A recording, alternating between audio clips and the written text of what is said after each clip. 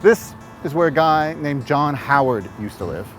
It's called Colborne Lodge, one of 10 museums run by the city of Toronto.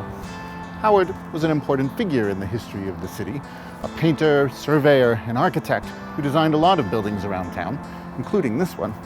And in the 1870s, he was working on a morbid new project. It's just over here. This is the Howard's tomb. John's wife, Jemima, had fallen seriously ill. She had breast cancer and didn't have long to live. John was determined to build her somewhere impressive to spend eternity and to protect her from the grave robbers who plagued the city. This stone cairn weighs 10 tons and is sealed with cement. But the most fascinating part of the fortifications is this fence. It's more than 300 years old, older than the city itself. And that's possible because this fence wasn't made in Toronto. It originally stood outside St. Paul's Cathedral in London, England.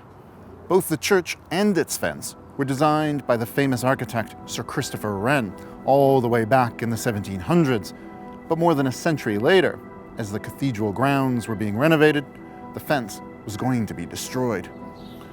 That's when John Howard stepped in. When he heard about the plans, he decided to save the historic fence from ruin. He bought it and arranged to ship it all the way to Canada. But the journey was a dangerous one, and on the way to Toronto, the ship carrying the fence met with disaster.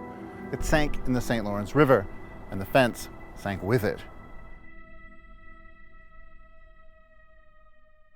But Howard refused to give up. He spent 2 years preparing to salvage the fence from the bottom of the St. Lawrence River and paid divers a small fortune to go down and get it. Or at least as much as they could. Sadly, not all the fence survived, but this is the bit that did. A 300-year-old fence from half a world away, standing guard over the Howard's tomb.